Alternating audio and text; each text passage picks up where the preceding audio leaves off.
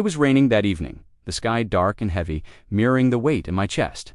My grandson, only 12, tugged at my sleeve and whispered, "Check storage unit 247. I froze, my mind racing. How could he possibly know? I had thought all hope was gone, that life had stolen everything from me.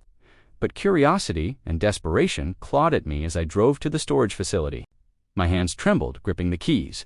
What I saw inside made my blood run cold, and yet an unexpected surge of satisfaction began to rise inside me. This was far from over.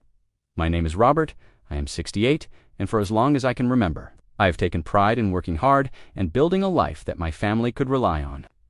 I grew up understanding the value of perseverance, patience, and respect. I spent decades saving, investing, and collecting small treasures that were not merely objects, but pieces of my history. Each item in my home told a story on: old watch from my father, books I had read as a young man, tools I had inherited and used with care. These were not things to me. They were memories, proof that I had lived fully and responsibly. I never imagined that my own blood could one day turn against me and treat these treasures as if they were worthless. My eldest son, Mark, has always been a difficult man. From a young age, he exhibited a streak of envy and entitlement that I tried to temper with patience and guidance. I wanted to teach him how to be responsible, to respect what others had built, to understand that wealth is not merely measured in money, but in effort, trust, and loyalty. At first, I told myself that his ambition was normal, even admirable. But over the years, I began to notice subtle, alarming patterns. Money seemed to vanish, tools were missing, and certain possessions reappeared in strange places. I would confront him gently, hoping for honesty, but his responses were either dismissive or cleverly evasive. Each lie, each sly smile, felt like a dagger, piercing deeper than I had expected. I live alone now in a modest suburban home that I have maintained since my retirement. The house is quiet, except for the hum of the refrigerator and the ticking of clocks in each room. I had always found solace in the rhythm of everyday life, the comfort of routine, but recently the quiet has been poisoned by suspicion and fear. I could feel that my own son was undermining the very foundations of my life, taking items and memories that could never be replaced. I felt powerless in my own home, like a ghost wandering among my own belongings. My wife passed away many years ago, leaving me to navigate these betrayals alone. Her absence amplified the weight of my grief. I missed her counsel, her ability to see through people's facades. I had no one to turn to except my grandson, Lucas, a bright and perceptive 12-year-old who often visited on weekends. Lucas has always been different from Mark. He is observant, careful, and sensitive to the subtle shifts in human behavior. He notices what others overlook. He notices the patterns. It was during one such visit that everything changed.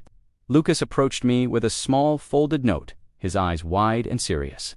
He whispered my name, and I felt a chill as he spoke. "Check storage unit 247.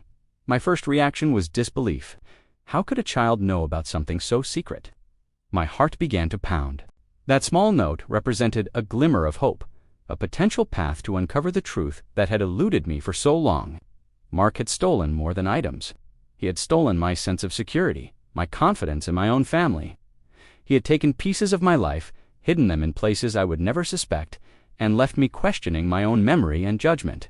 I felt a deep, gnawing injustice, a sense that life had not only wronged me, but mocked me in its cruelty. The stakes could not have been higher. My memories, my dignity, and the future legacy I hoped to leave for Lucas were all at risk. I could feel anger and fear coursing through me as I considered what Lucas's note might mean.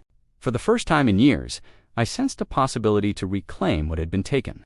A small spark of determination ignited, fueled by decades of betrayal and the growing realization that I could no longer remain a passive victim in my own life.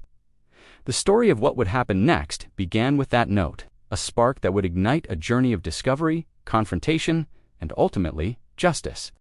If you have ever felt powerless, betrayed, or robbed of your peace, hit that like button and subscribe. This story will show that sometimes the universe has a way of delivering justice when you least expect it. The day after Lucas gave me the note, I could not stop thinking about it. My mind raced with questions. What could possibly be inside storage unit 247? How much had Mark taken from me over the years? The uncertainty gnawed at my chest, a constant heavy pressure. I could feel my pulse in my temples as I drove toward the storage facility, each turn of the wheel amplifying my anxiety. The rain had stopped, but the clouds lingered like silent witnesses to what was about to unfold. When I arrived, the facility seemed almost ordinary from the outside. Metal doors lined in uniform rose locks, gleaming faintly in the dull light. But there was something about Unit 247 that made the hairs on the back of my neck rise. I could sense it before I even inserted the key. The air smelled faintly of oil and dust, and the faint hum of fluorescent lights overhead added to the eerie atmosphere. I hesitated, my hand hovering over the lock. Lucas's note felt heavy in my pocket, a reminder that the truth was waiting for me, but so was confrontation. I turned the key and slowly opened the door. The hinges creaked, a sharp, accusing sound that echoed down the empty corridor. Inside, chaos met me immediately. Boxers stacked haphazardly, old furniture leaning dangerously, and layers of dust covering every surface. My heart sank and then surged with something I had not felt in years, anticipation mixed with dread. Every step I took inside seemed amplified by the emptiness around me. The cold concrete floor pressed against my shoes, the smell of mildew and age filling my nostrils. I noticed markings on the boxes, faint and almost imperceptible, until I realized they were in Mark's handwriting, each one labeled with dates, items, and cryptic codes. My stomach churned. He had been meticulous. He had planned this for years. I ran my fingers over the cardboard, feeling the rough edges, imagining the countless hours he must have spent hiding my life away. It was infuriating and yet fascinating at the same time. Every label was a breadcrumb leading me through his betrayal. I opened the first box and immediately recognized the familiar weight of my father's old watch. My hands shook as I lifted it. Memories rushed through me, my father's hands, placing it around my wrist on my 12th birthday, the sound of his voice telling me to honor time and honor life. How could Mark have taken something so precious and treated it like it was worthless? My chest tightened, and a low growl of frustration escaped me, though there was no one to hear it. As I moved through the unit, each box revealed more evidence of betrayal: childhood mementos, old letters, tools, and even a rare painting my wife had cherished, all taken, all hidden. I felt a wave of helplessness crash over me. I could almost hear Mark's voice, smug and triumphant, echoing in the silence. It made my teeth grit and my hands clench. The injustice of it all was staggering. He had stolen not just items, but pieces of my history, fragments of my identity. Then I saw a ledger tucked beneath a pile of old blankets. Its pages were filled with detailed notes, money diverted, items sold, transactions I had never authorized. Every entry was a testament to Mark's calculated greed. I felt a shiver of both horror and exhilaration. This was the moment I had been waiting for. The evidence was undeniable, and I could already imagine the impact when it was revealed. Lucas's small voice startled me. "Grandpa, he will not expect this." I nodded, my mind already shifting, planning. My pulse quickened with anticipation. The feeling was intoxicating. Anger, frustration, and a sudden sense of power intertwined, forming a sharp edge of determination. Mark had underestimated me, underestimated the quiet resilience that comes with experience and patience. As I locked the unit behind me, I felt a thrill I had not felt in decades. The storm of betrayal had been uncovered, but the real confrontation was yet to come. Every step, every plan, every silent observation would lead to a reckoning he could never escape. I could already feel the tension building in my chest, a low, relentless drumbeat signaling that change was inevitable.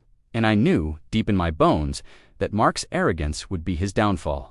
I sat in my car outside the storage facility for what felt like hours, staring at the rain-speckled windows, my hands gripping the steering wheel so tightly that the veins on my wrists ached.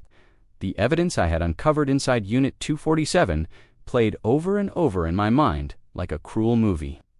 Every stolen item, every ledger entry, every trace of Mark's greed pressed on me, and I felt a surge of frustration that teetered on the edge of rage. For the first time in years, I realized that anger alone would not serve me. It could not undo the theft, the betrayal, the years of undermined trust. I needed strategy. I needed precision. I could feel my pulse pounding in my temples as the gravity of what I had discovered sank in. Mark had not just taken possessions, he had attempted to erase me.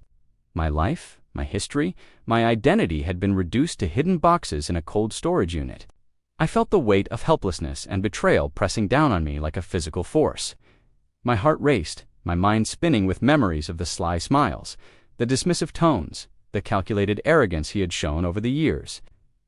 How many times had I overlooked his intentions, excused his behavior, told myself he was young, he would learn, he would change. All of it had been a mistake. I remembered Lucas standing there with that small, folded note. His eyes had held a determination that seemed almost too mature for his age.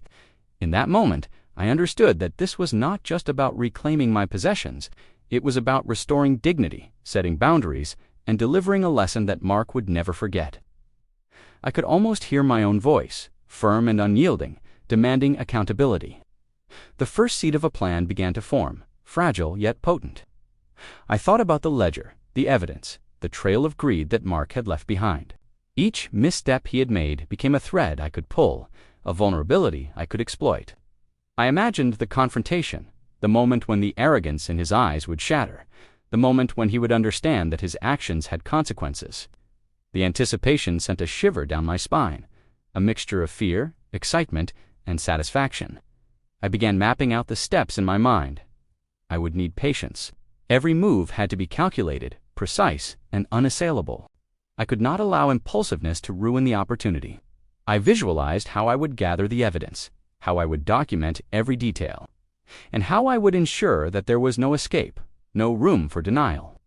The more I thought about it, the more my resolve solidified. This was no longer about frustration or resentment. This was about justice. A cold clarity washed over me. I realized that Mark had underestimated me in every possible way. He had assumed that age meant weakness, that patience meant passivity, that experience meant irrelevance. He had misjudged the quiet strength that comes from decades of navigating life, of weathering hardship, and of observing human behavior. No. All of that experience was my advantage. I could see the path forward as clearly as if it were illuminated by a spotlight. I felt a rush of adrenaline as the psychological tension reached its peak. Every sense was heightened, the hum of the streetlights outside, the faint smell of rain on asphalt, the tightness in my chest. I imagined Mark's reaction when he would realize the extent of his miscalculation. The thought alone brought a surge of grim satisfaction. I exhaled slowly, finally letting the tension release just enough for clarity to settle in. The plan was no longer a fleeting idea. It was a promise. I would act, and when I did, it would be decisive, calculated, and utterly satisfying. The injustice I had suffered would be confronted piece by piece until Mark could no longer hide behind arrogance and deceit. The storm within me had transformed into a sharp, focused determination. I was no longer a victim. I was a strategist, ready to reclaim what was mine and teach a lesson that would echo for years to come. I began the next morning with a calm that surprised even me. The anger was still there, burning quietly beneath the surface, but it no longer controlled me. It sharpened me. I made a list, slow and deliberate, writing down every item I had seen in storage unit 247. Each word on the page felt like reclaiming a piece of myself. The watch, the letters, the tools, the painting, the ledger. I needed everything documented, organized, and undeniable. If I was going to confront Mark, I would do it with precision, not emotion. I returned to the storage unit with a camera, a notebook, and the small recorder. The door rolled open with the same hollow echo, but this time I did not hesitate. I stepped inside with purpose. The dust no longer felt suffocating. It felt like evidence waiting to be revealed. I photographed every box, every label, in Mark's handwriting, every item that belonged to my life. I spoke softly into the recorder, describing each object and its significance. My voice was steady, controlled, and firm. It felt like I was testifying in a courtroom that existed only in my mind. The ledger was my greatest weapon. I turned its pages slowly, capturing every entry, every transaction, every stolen dollar. I could feel my heartbeat in my fingertips as I held it. This was not chaos. This was structure. This was proof. Mark had built his betrayal on secrecy and assumption. I was dismantling it with clarity and patience. Lucas watched quietly from the doorway. He did not speak, but his presence strengthened me. There was something powerful about knowing that he was witnessing this. Not the anger, not the bitterness, but the discipline of justice. I wanted him to learn that revenge was not about shouting or destruction. It was about control and truth. Over the next several days, I created a complete record. I backed up photos onto multiple devices. I labeled files with dates and descriptions. I organized the items in the unit so that they told a story, a visual narrative of betrayal. Anyone who walked in could understand it within seconds. That was my intention. No confusion, no escape. Then came the most dangerous part. I had to draw Mark into my world without alerting him. I called him casually, keeping my voice relaxed. I told him I had found some old belongings in a storage unit and wanted his help sorting through them. There was a pause on the line, brief but telling. His breathing changed. He tried to mask it with indifference, but I heard it. The flicker of unease. He agreed to meet me 2 days later. Those 48 hours felt like a lifetime. I barely slept. My thoughts moved like shadows across the walls of my mind. I imagined every possible reaction: denial, rage, fear, lies. But no matter how the scene played out, I would not deviate from my plan. On the day of the meeting, I arrived early. I opened the unit and adjusted the lighting. Sunlight filtered through the narrow windows, casting sharp lines across the floor. It felt cinematic, like a stage prepared for a final act. I positioned the ledger on a table. I laid out the photographs. I placed the most sentimental items front and center: the watch, the letters, the painting. I wanted Mark to feel the weight of what he had touched. When his car finally pulled in, my pulse quickened. I watched him walk toward the unit with casual confidence. That arrogance still lived in his posture, still in his eyes, but now it was fragile. As he stepped inside, his expression shifted. Confusion came first, then tension, then realization. His gaze darted from object to object, his breathing becoming shallow. I said nothing at first. Silence was more powerful than any accusation. This was not a confrontation yet. This was an unveiling.